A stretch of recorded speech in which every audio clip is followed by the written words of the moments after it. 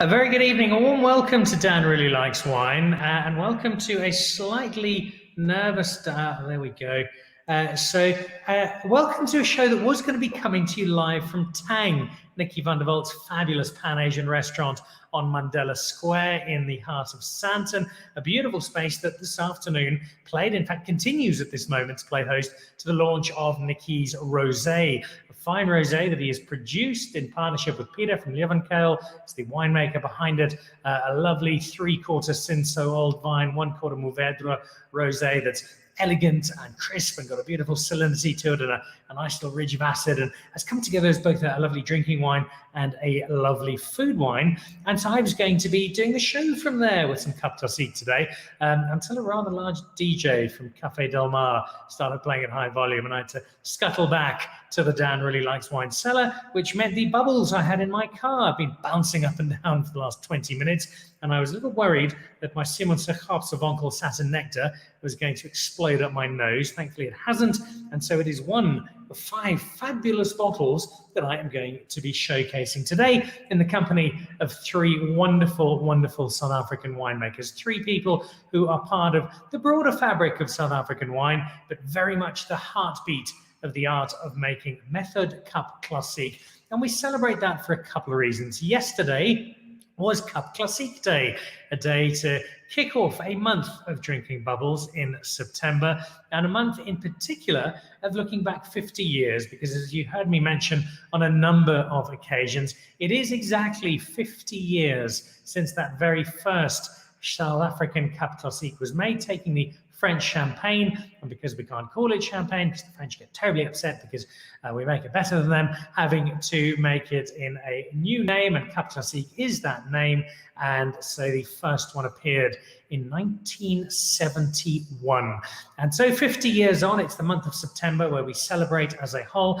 I've got 3 guests who collectively have just about as much Cap Classique experience, fame, success as it's possible to get into a trio of winemakers. Unsurprisingly, one of them is from Simonsig. He's been on the show before, as of all of our guests tonight.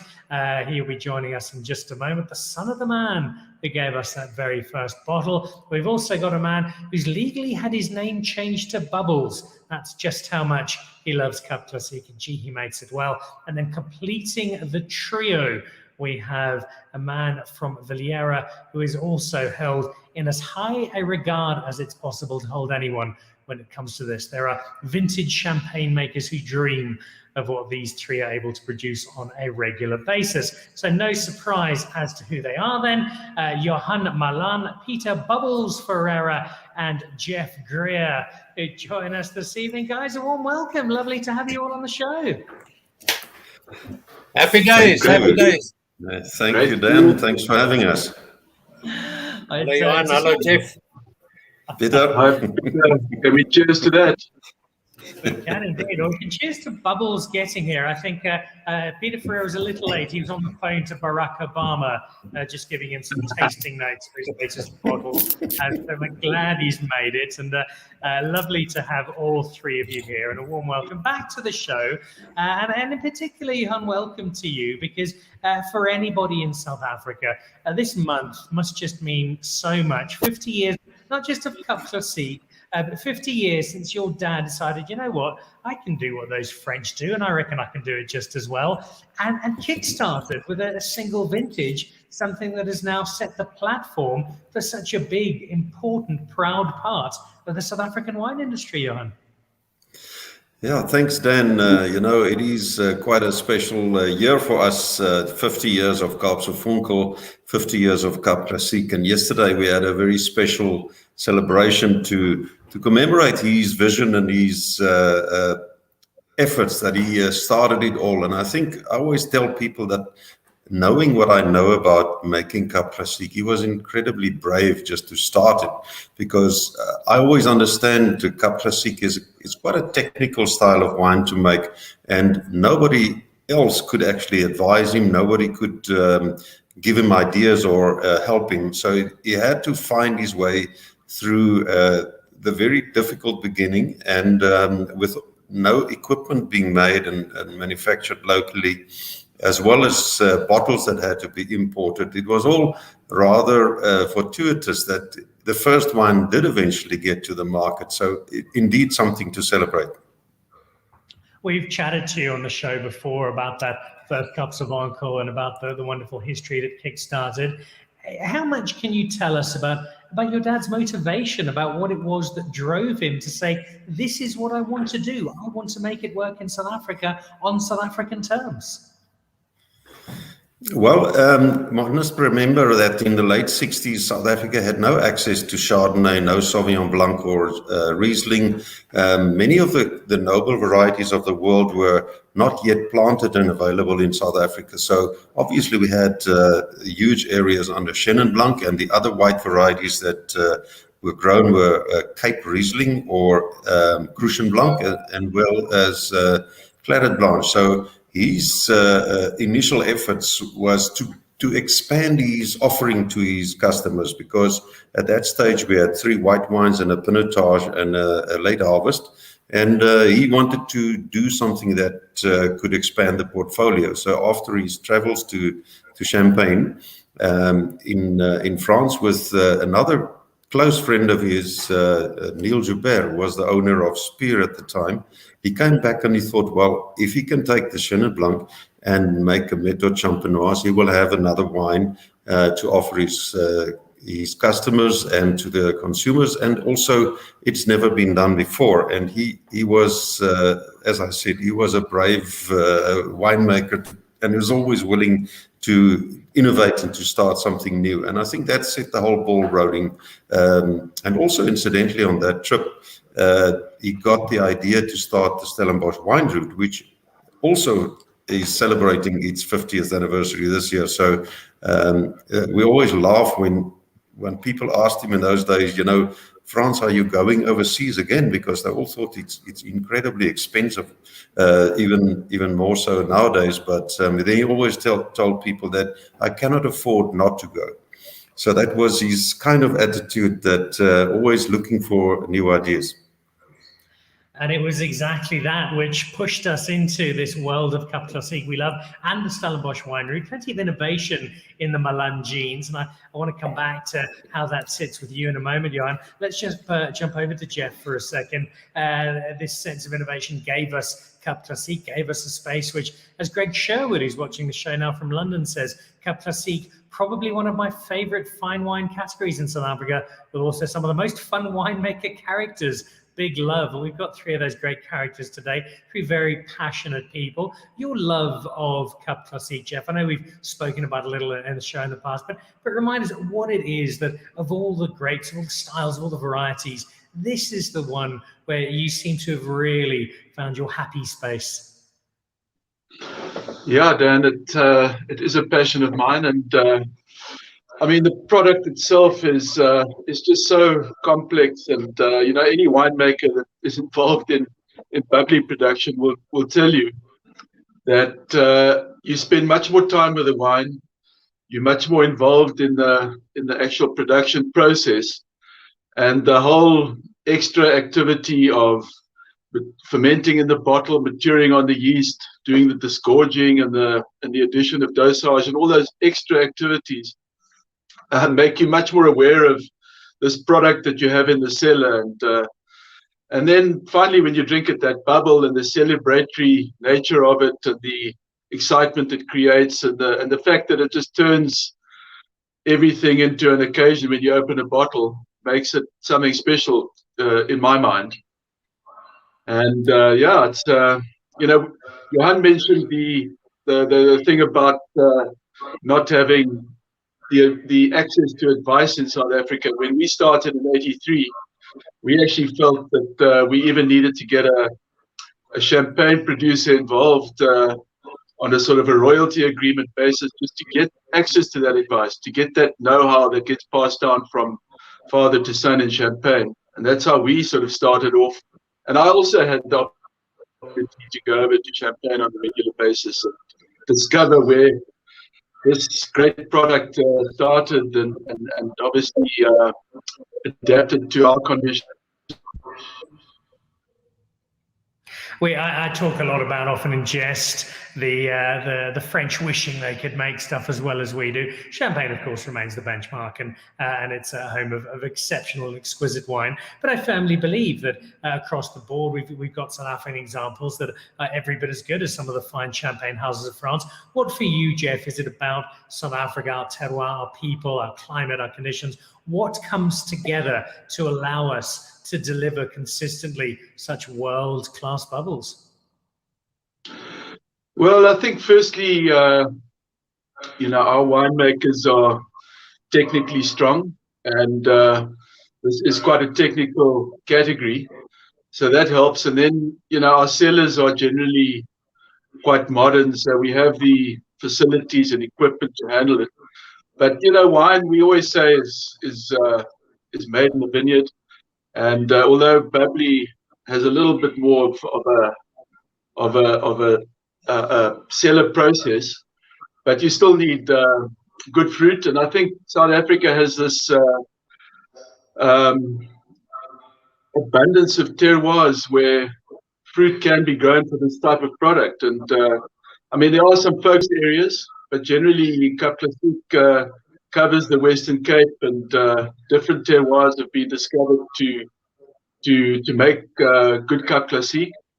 And I think the sunshine, the reliability of vintage, the fact that we don't have these really wet years like I do in Champagne, where we every year basically we can make a pretty decent Cap Classique, is an advantage.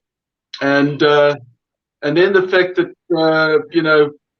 particularly guys like Johan, Pieter, myself, and some of the original guys have tried to pass on our know-how, and we've tried to improve the level of knowledge amongst all the producers by having regular base wine tastings, tastings of bottled product, and also seminars to basically make sure that everybody in the category understands what they have to do to achieve the level of quality we expect. Jeff, you deliver such great quality in that Cap Classique, but it's not your only wine. I know you're a bit of a Merlot specialist as well, and the Monroe is a great wine. I look at Simonsig from the Garland down. There's a lot of wine that sits outside of the bubbles. Then we get to Mr. Ferreira, who has got almost a medical condition when it comes to Cap Classique. Refuses. If you call him Peter, he will not answer you. You have to call him Bubbles. And you made quite a big decision a few years ago, Peter, which I think shapes just your passion for this space. How difficult, easy, tough decision was it to say, you know what, this is what I love. This is what I do best. This is what I'm made for. Scrap the rest of them. I'm only going to make bubbles. Yeah, it's been really amazing. The journey with the years I've been with Graham Beck has really taught us we cannot be everything to everyone. You actually, the emphasis on the things you really do best sort of gets dissipated, and you lose your eye, or focus. And in 2016, we approached the board of directors, and we said, it's time to really just focus on bubbles. And really, it's sort of a full circle for me, because, my first introduction into the wine business was with Achim von Arnhem, when he was sort of the first specialist producer out of Franschhoek, only doing sparkling wine. And I guess it's a full circle, and we really concentrate on what we can do best. And today we have grown our Graham Beck portfolio in Cap Classique into a really beautiful sort of designed wine, taking the customer on a journey through a non-vintage collection, a vintage collection. Recently, we introduced another tier called the Artisan Collection, and then obviously finishing off with our Prestige Cuvée Clive. Which leads to the query I was going to put to you for many people. Cap Classique, bubbles, champagne, it's a reasonably one-dimensional space. It's bubbly and it's fun and it's nice to drink. I think nobody more than Graham Beck in South Africa has shown just how diverse a platform this is. In fact, last year you sent me your new releases and there were 4 trucks parked outside my house unloading them all. There's just so much stuff that you do. Give us a sense of this diversity of Cap Classique and how much fun that is for you as a winemaker to explore all the potential that Cap Classique offers you. Yeah, it's quite a complex question, but I listened to Jeff earlier, and he talked about the beautiful diversity we have in the Western Cape, and really, yes, we have some real important areas that is really conducive for growing Chardonnay and Pinot Noir for Cap Classique. But then you are finding, as you delve into it, obviously being a specialist, we can delve into the other geographical areas. And really, it's really like a chef who's got a main meal and he uses salt, pepper, and spice to make sure that he delivers. I think the serious Cap Classique producers, and I include Johan and Jeff, really, and there's many more, who really sort of understands the typicity of what they're working with. They understand their own vineyards extremely well. And then, they have these little outliers that, just really brings the whole portfolio together. So it's really not complex. We have 4 offerings in our non-vintages, and they're based on virtually an equal selection of Chardonnay and Pinot Noir. We have a white blend and a rosé, and then we also do an offering of the nectar style, which is similar base wines that we will have that we can just add a little bit more sugar for, we call it the main market. And then we have the vintage collection. We have the best expression of Chardonnay as a Blanc de Blanc. We have the best expressions of Pinot Noir of a specific year for the vintage rosé. And we have our Ultra Brut, which was previously known as Brut Zero. And the Artisan collection is really, I think another platform that's going to bring a lot of excitement to the sort of geeky people that drinks Cap Classique. And then obviously we end up with Cuvée Clave. And we're going to be tasting a couple of those momentarily. We've also got some nectar, not from Mr. Ferreira, but we're going to be tasting that from Johan in a moment. And without tasting this wine specifically just yet, Johan, it speaks to a slightly different world where I'm certainly in restaurants and game reserves and places I'm visiting. I'm seeing nectar appear more and more as it becomes part of people's drinking habits, something they enjoy. It's got a little bit more sweetness. It's very approachable. Taking that as a point of departure, over the 50 years since your dad had his moment of inspiration, what for you have been the biggest changes, the biggest steps forward for South Africa in not just our making of Cap Classique, but our understanding of it, both as producers and as those of us who just drink it and enjoy it? I think if you look back, when he started, sparkling wine was something people had at weddings, and it used to be carbonated and vendu. So it had 50 or 60 grams of sugar. So it was really sweet. People drank a toast and then went back to what they were drinking. So suddenly he came onto the market with Kaapse Brut. So it was a huge educational process to teach people why is this so special? Because it's fermented in the bottle. So every bottle was sold in a little gift box and a brochure inside with photographs and explanation of the whole process. Because it was, in its time, the most expensive wine in South Africa at 3 Rand a bottle. So why were people paying so much more? And he had to teach people about the process of bottle fermentation. And then more recently, rosé was a category that exploded all over the world. We always had rosés in South Africa, but they also used to be sweeter.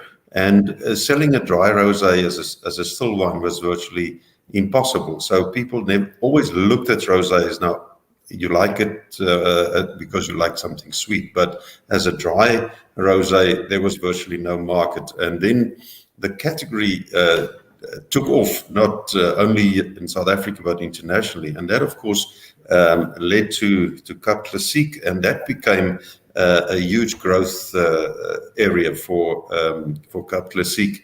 And we only released the rosé in 2005, so it's much younger than the Kaapse Funkel. And then, we always, as wine producers, we always look at what vineyards we've got, and that determines what wines we're going to make. So it's almost like the production determines what we're going to sell. In the case of the nectar category, it was absolutely the opposite. It was definitely the market and the consumer that was telling us, they were telling us that, listen, we would love to drink a Cap Classique, but the Brut is just too dry. We're newly converted to drinking wine, and therefore something a little sweeter. So that suddenly the demi-sec or the satin category created this demand, and we almost followed the market to present these wines to the market. And as you mentioned earlier as well, I think this is often the introduction people need to wine. There's only one thing that you need to know about wine. What do you actually like to drink? What do you enjoy? What do you find pleasurable? And in this case, if it does contain a bit of sugar, when your palate is new to wine, this is, at least you will not say you're drinking wine because of the show of it. It's something that you enjoy. And as your taste and your experience increases, you eventually will develop and grow into something different, whether it's red wine or Brut Cap Classique. So for me, this is a wonderful opportunity for Cap Classique to broaden or to widen the whole spectrum of people who drink it. So I think it's very exciting. You even seen Champagne that they do a lot of demi-sec, and I think they're discovering new markets with that as well. And if you're one of those people going, oh, I can't possibly drink that, it's sweet, no. Well, I'll tell you what, you might be a little bit surprised, because although I don't like a particularly sweet still wine, I find that nectar is, I give it more credit than I initially did, and I quite like it, although the drier style is certainly my preferred one. What do you think, Johan? What would your dad have made if he were with us today of where Cap Classique has got to in 2021? No, I think, even us who, we've been in the production of Cap Classique, and even we are proud and amazed at how far we've come.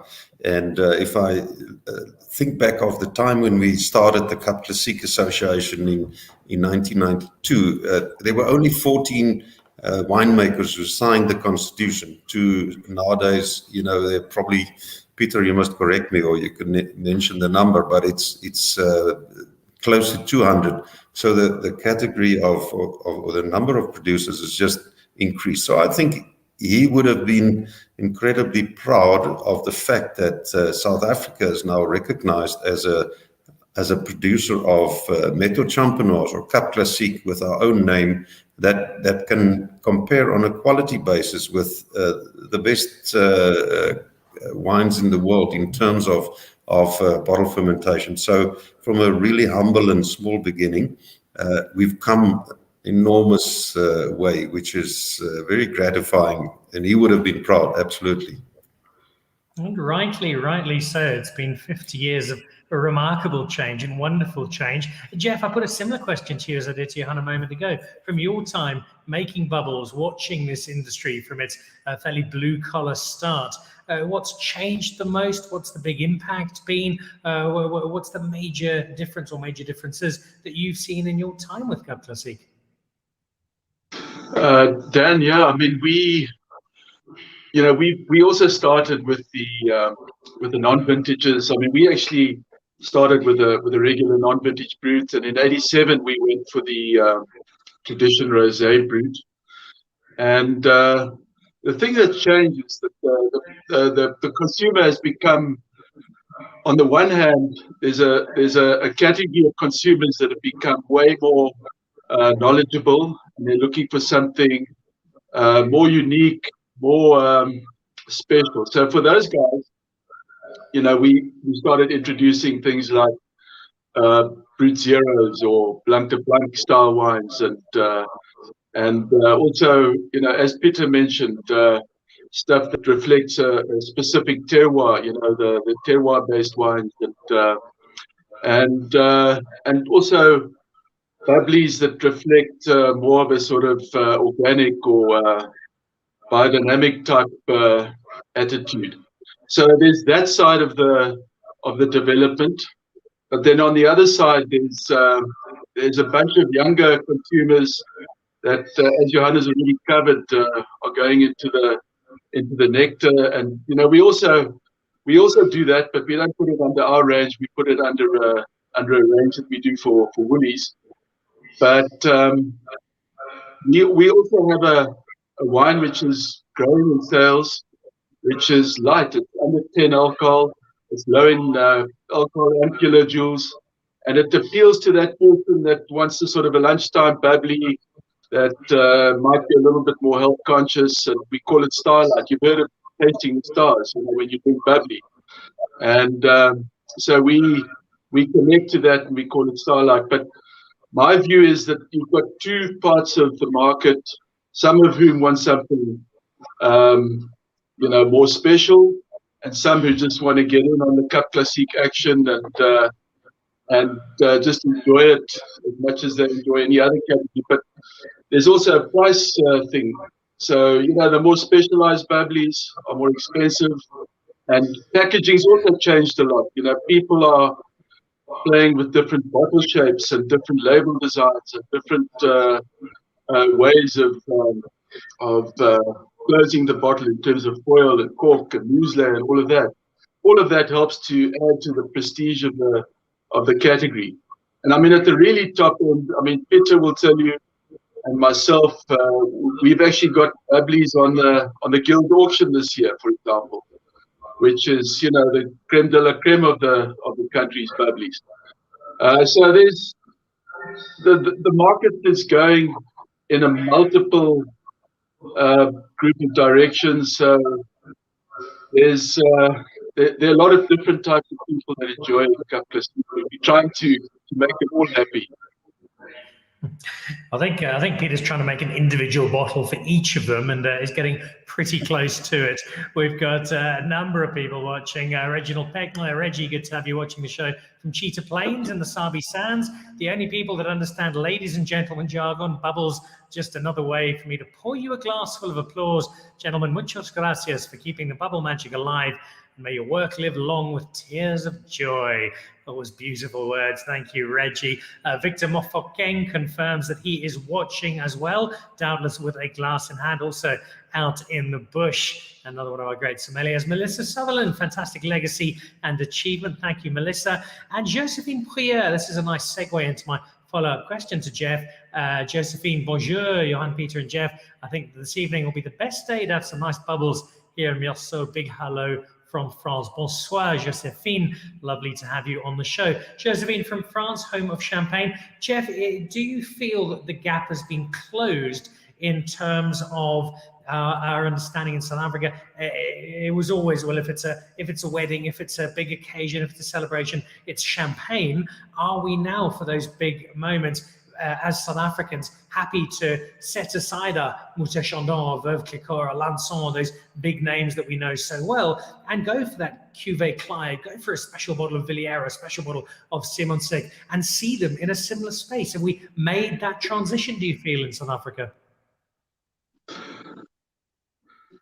Oh, Dan, that's a good question, and I think we're still in the process, but there are certainly a large number of South Africans that have made that transition. But that's part of the purpose of the Cap Classique Association, is to make sure that we get people to realize that local is lekker, and we really do offer something that can give you as much pleasure as a top champagne. And Champagne has just had that advance on us in terms of hundreds of years of extra marketing time, but we're making quick progress, and I think that if one looks at the way some of our prestige cuvées sell, South Africans are definitely supporting it, and even outside of this country, people are buying our prestige cuvées. So it's happening, but we'd like it to happen a bit faster. And we're still surprised that some people are still buying so much champagne, although the three of us enjoy champagne just as much as the next guy. But Cap Classique offers you as much pleasure, and I think in terms of quality, we're right there. The taste is different because we have a different terroir. But that marketing advantage that champagne has is something that we're still overcoming. Well, that's all down to the chair of the Cap Classique Association. So let's go and find out what he's doing about it.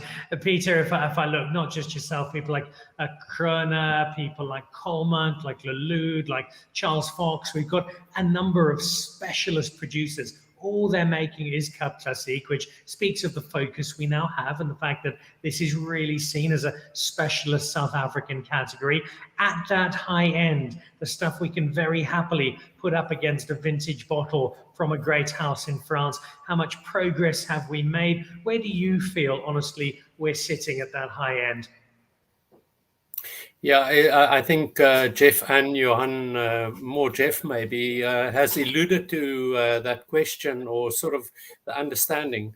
I think there's a simplicity that we can leave as a message. If you as a customer don't want to drink champagne on the day, you have to have Cap Classique in the fridge. We are definitely the better alternative if you don't want to do champagne. We've developed respect over the many years. All the producers have built a tremendous respect for champagne for what it is. We just truly believe we're the better alternative if you don't want to do that. It is really difficult because the consumer always, they become price sensitive. We can go into the intrinsics of, the production process, but, we can do that on another time. But surely we are punching way above our price point in terms of the quality. The association, really looks after. We talked about the base wine tastings that we do to uplift the sort of level of our base wines that we take to bottle. And then with reference to pricing, what the consumer makes the mistake. If a non-vintage champagne is 600 Rand, for instance, and they're buying a vintage at 300 Rand, a Cap Classique at 300 Rand, they always say, well, this is nearly the same price. But in all fairness, we should be comparing a vintage Cap Classique to a vintage bottle of champagne, which will cost you more than 1,000 Rand. So it's a little bit of like a knife edge. It depends on what side you are on, to answer your question 100%. But again, I don't think we have to stand back. The quality of Cap Classique is forever, ever increasing. And the guys are getting much more focused. The brands are getting recognition not only in the local market, but also in the international market. It's really interesting, the latest SAVA statistics, which is the governing body of certification, does tell us that 82% of Cap Classique produced in South Africa remains within our own homes, so it's local, and then only 18% does leave the shores. But I can definitely see the trend, and I'm sure Jeff and Johan can allude to that. During lockdown, where we had prohibition on the sale of alcohol in the local markets, the international market has really been well supporting. I know we have Greg listening in. He's a staunch ambassador for the category in the UK, and we can just see that. So if we had to compare the figures in a year's time, we would have most probably grown in double digits into the international market. The kind of feedback I love hearing. We're getting feedback from all over the world. Andrew Moabello, who's up here in Johannesburg. Hi, Dan. Great conversation there. Hello, Johan Malan. Andrew, lovely to have you watching the show. Raymond Ndlovu, my fellow Zimbabwean, who's somewhere down in France, who claims to have a real job, but mostly just drinks wine. Bubbles are the essential effervescence that can make even a black elephant dance. Raymond, of course, the man behind Black Elephant Vintners, and their bubbles are terrific. Cool. And then Pieter Ferreira, Cap Classique, agreed Raymond Ndlovu. Peter tapping away while speaking to me. He's a very talented man. Peter, very quickly, give me an answer. Set aside heritage, set aside history, set aside different names. Someone's watching this and they go, all right, well, just Champagne, Cap Classique, what is the difference? We know they're made the same way. Are you able to encapsulate a fundamental difference in style or something that very clearly sets the two apart? Maybe you should ask that question to Johan and Jeff. No, you're putting me on the spot. I did mention we really don't have to stand one step back. There is the sense of respect that we have for Champenoise. Our divine inspirations for virtually any Cap Classique producer does come from Champagne. It is our go-to to really understand and get the touch and feel into the wine. There is really, the method is most probably in some cases is much more precise in some of the Cap Classique producers sellers. But it's most probably less regulated than that of Champagne. In Champagne, each village, which is their own appellation, which there's 317 of, has to be fermented separately and things like that. So I really, I'd like to just say we're the better alternative if you don't want to do Champagne on the day. And I'm hoping that Jeff or Johan can add to that. Jeff, Johan, any thoughts on that particular question? I think, Dan, I could just mention that, normally one of the biggest differences between two different areas is the terroir, the climate-soil combination. So, Champagne does have this continental climate, very cool.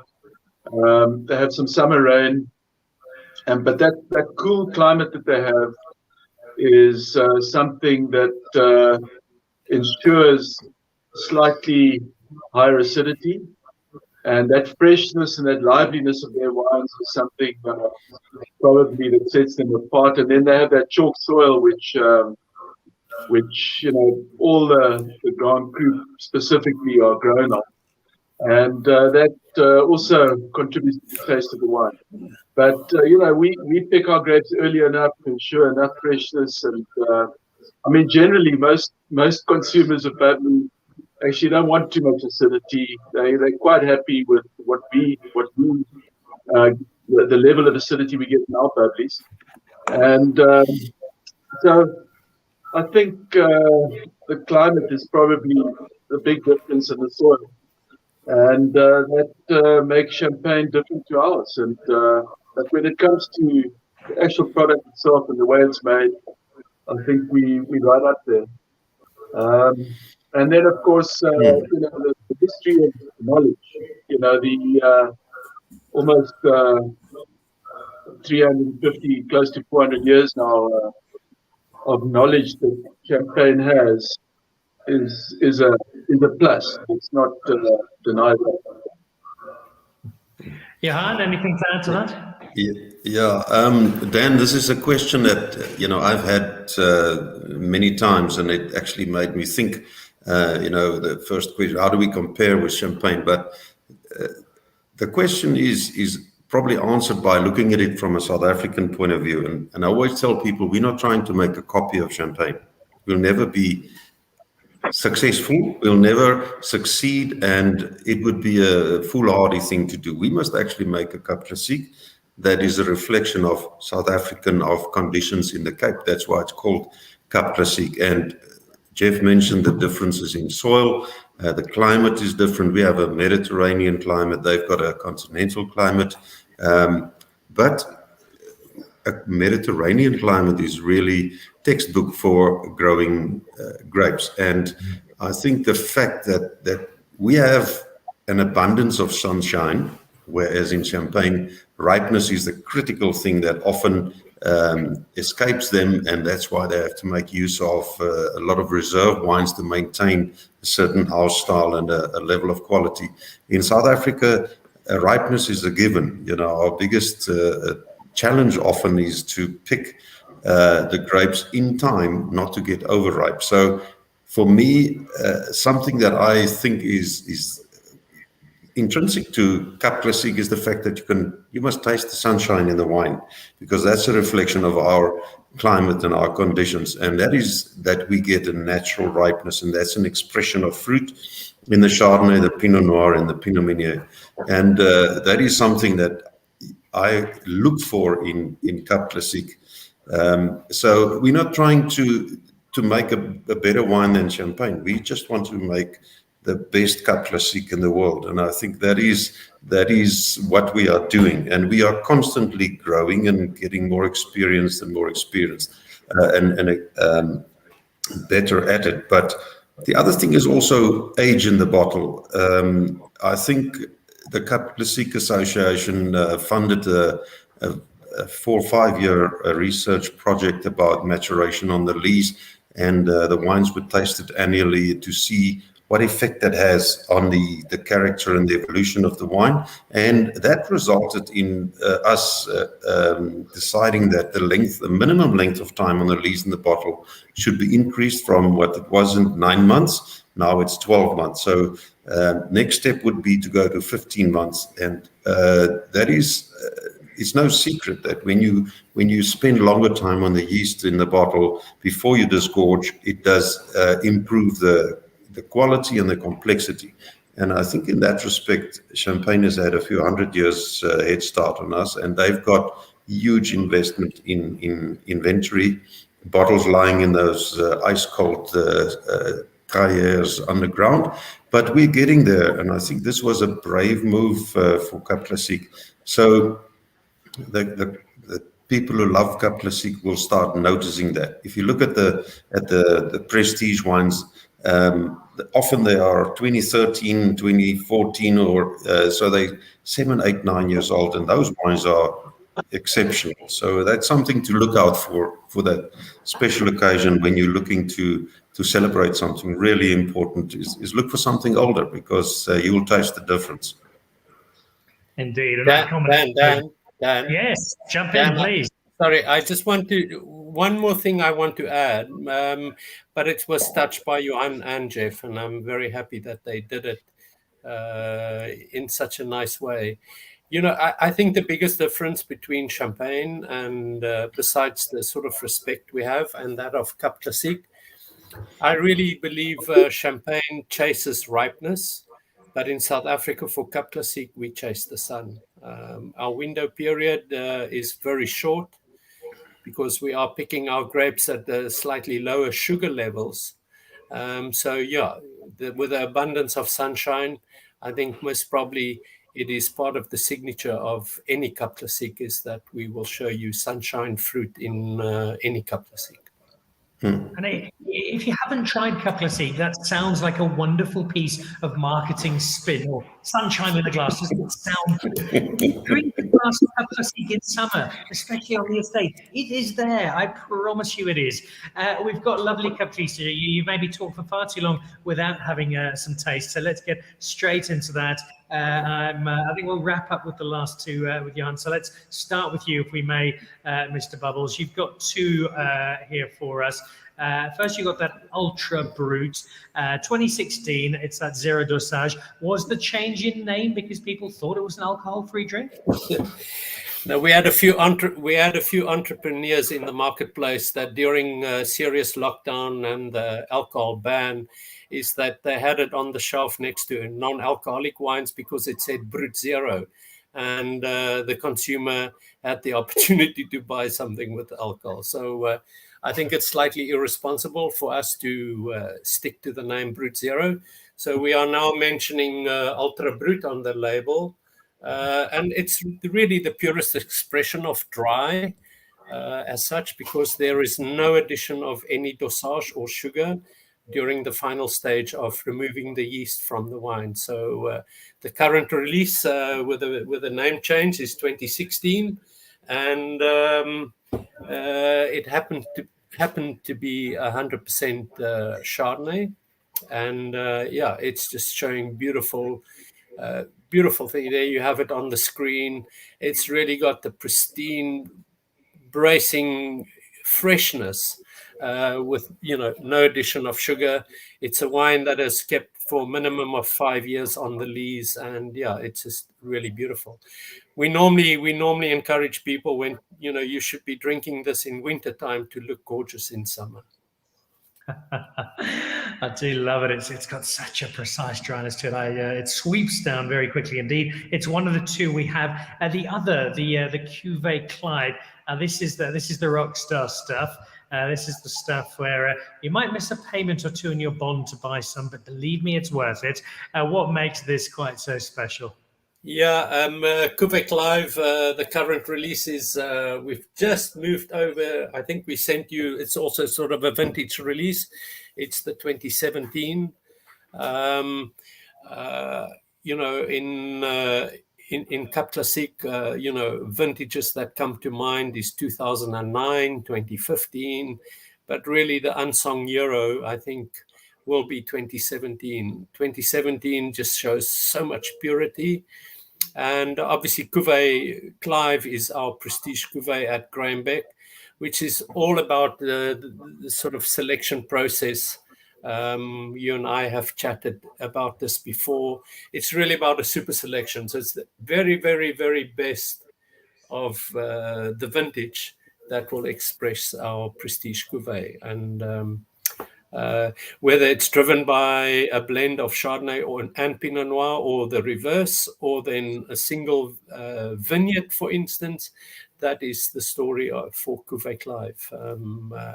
Yeah, it's really, yeah, it does break the bank, but really, again, with reference to sort of being aspirational, you have to flog out at least 3 times that price to compare it in a blind tasting. I think you're probably being generous to the competitors there, Mr. Ferreira. It is quite simply an absolutely exceptional bottle of wine, let alone Cap Classique, and one that Champagne dreams of being. Let's jump over to Jeff and the Villiers tradition. We have the Brut Rose, which I am drinking now. Give us a little bit of history to this, the tradition name, and what we've got in this particular bottle, Mr. Grier. Yeah, Dan, so the tradition name comes from, when we had our royalty agreement with our champagne guy, he actually made a brand, and we actually made it in the tradition of his brand. And so we called it Tradition de Charles de Fer. And then when our royalty agreement came to an end, we left off the Charles de Fer, and we carried on calling it the Villiers tradition.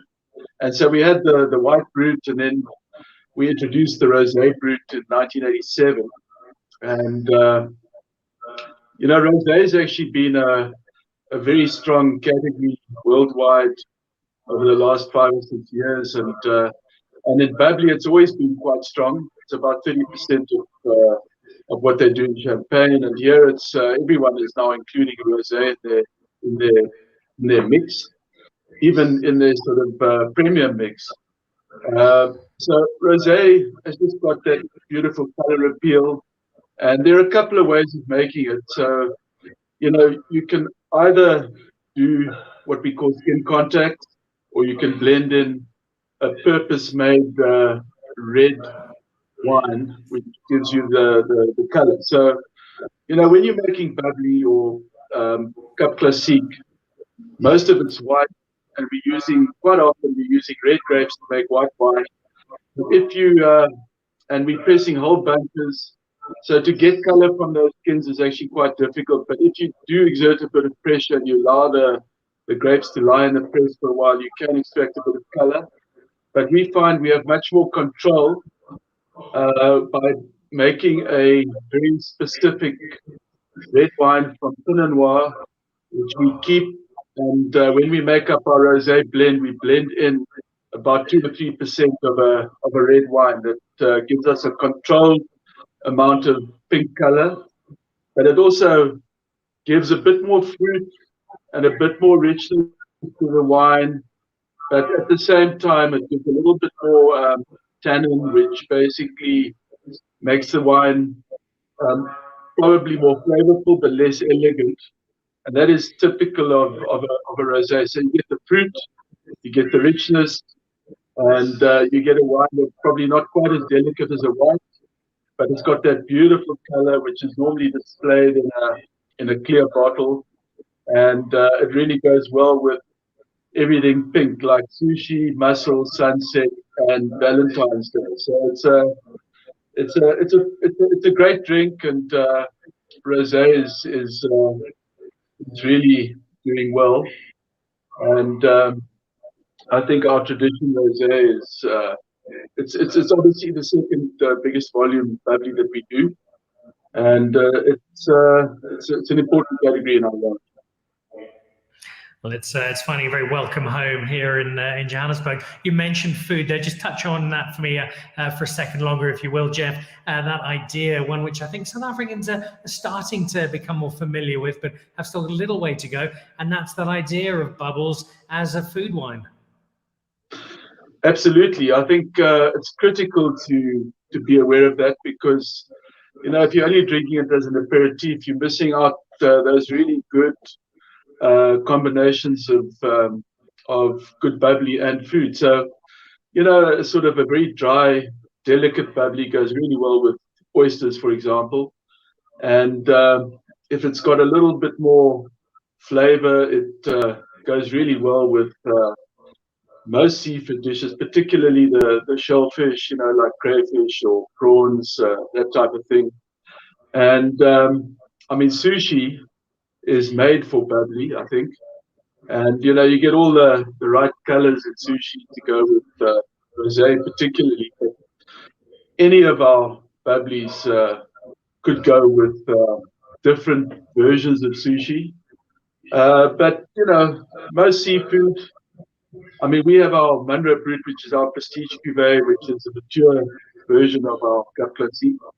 And that goes well with quite rich dishes, you know, even fish with, you know, rich creamy sauces and so on. Great combinations. And I mean, Pieter, Johan and myself have all done meals right the way through dessert with bubbly.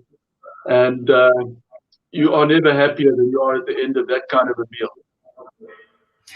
And I've had one or two, especially with Pieter, that have been quite fabulous celebrations. Johan Van Eck, who's watching on Facebook, wonderful conversations by three icons of the industry. Thanks, Pieter, Johan, and Jeff. Many thanks for hosting, Dan. An absolute pleasure. It is no challenge at all. This is just having fun with three winemaking greats. Reggie Peckler, Mr. Bubbles. I like that dietary prescription. If you don't want to drink bubbles, you must have a bottle of MCC in the fridge. Fat-free and wheat-free. What a wonderful free world. Happy 50th anniversary to MCC indeed. And Melissa Sutherland, Cape is a great brand. What about Cap Rouge or Cap Mélange? Going forward, well, we've got some innovative people here.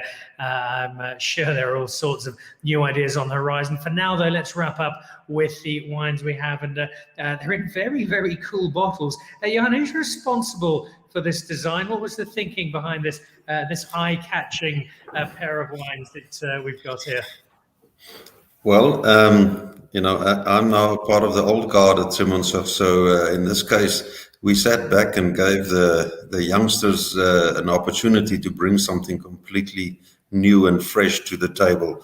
And so our sales and marketing team, all female in this case, we gave them free rein, and they came back, and when it was presented, you know, there was a deadly silence in the room because this was so far departed from the conventional classicism that we've had in our packaging in the past.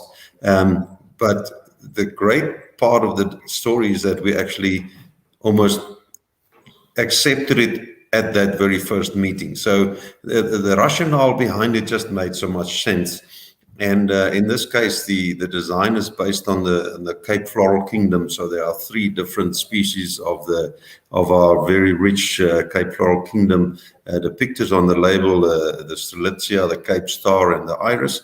And I think the color is very African. It's bold, it's exuberant, it's exotic, and I think this market, it's difficult to put a name to it, but I call them, there's a whole new generation of people drinking wine, and this is definitely speaking to them, and that's why it's so exciting. It's not only African, but I think it's very South African, and it's quite bold.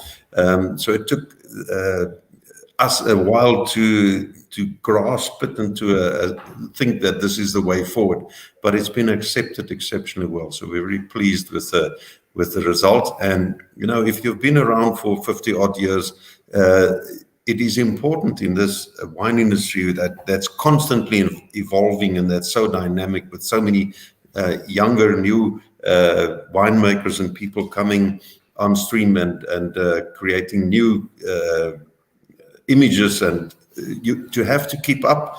Otherwise, you're definitely going to fall off the wagon and fall behind. So this is a big move for us to do this for the 2 Satin Nectar wines. And they both slightly sweeter in the demi-sec style. And when this was tasted, and we did a lot of experimentation in the beginning, my preconceived idea was that this would be too sweet for my taste.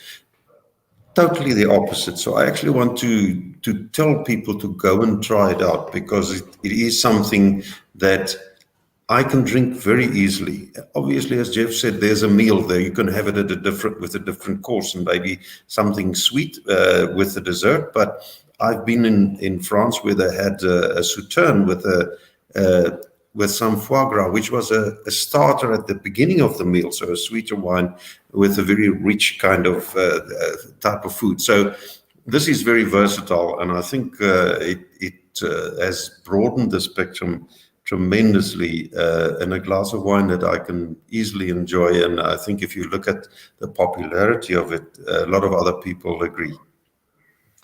Most definitely. 2 very, very eye-catching bottles, but the marketing can only ever take you so far, and it's what's inside the bottle that really counts.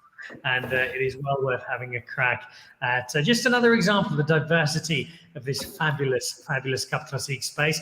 Gentlemen, sadly, we've come to what has been a wonderful hour. It's raced by. I could spend hours talking to all 3 of you, and I look forward to many more hours as we talk, not just Cap Classique, but the world of wine in particular. And you've all got such incredible stories, such wonderful experience, and such great wine, which I just have the pleasure of drinking. And for that, I'm most grateful. So, Johan, to you and to your dad, God bless him. Thank him so much for what he's given us. To Jeff, thank you for being part of the show again. And to Pieter, who inundates me with wine on a regular basis, has become a good friend in the industry, as you all are. Thank you all so much. Enjoy your month of celebrations. At Pieter's insistence, I have to open a different bottle of Cap Classique every day, so breakfast is fantastic in my house. I shall keep going. Look forward to seeing all of you in person soon, but I think chiefly, thank you all for what you have done and what you continue to do and what you're still going to do for Cap Classique in South Africa. You've had a huge, huge impact on our industry. We're really grateful for it. And to all 3 of you, an almighty cheers from the South African wine world. Thank you. Thank you so much. Dan. Thank you.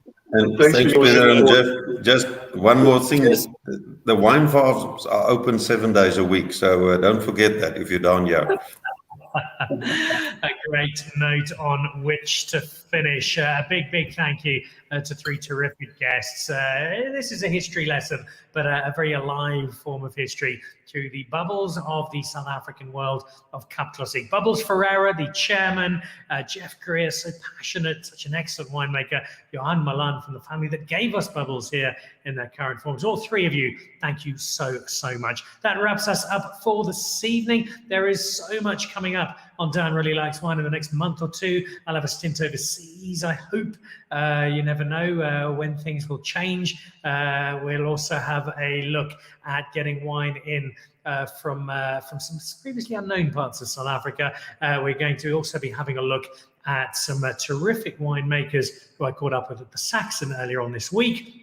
And next week, on Monday, we are going to be saying a very fond farewell to a great of the South African wine industry, Mr. Davey Bailey. Join me along with a number of his close friends. He had so many of them, but Neil Ellis will be with us, Kevin Arnold joining us, Emile Joubert, De Vet will be joining us from Nettlingshof, and we will also, Beyers Truter will be joining us as well. That's Monday night, 5 o'clock. Catch us then.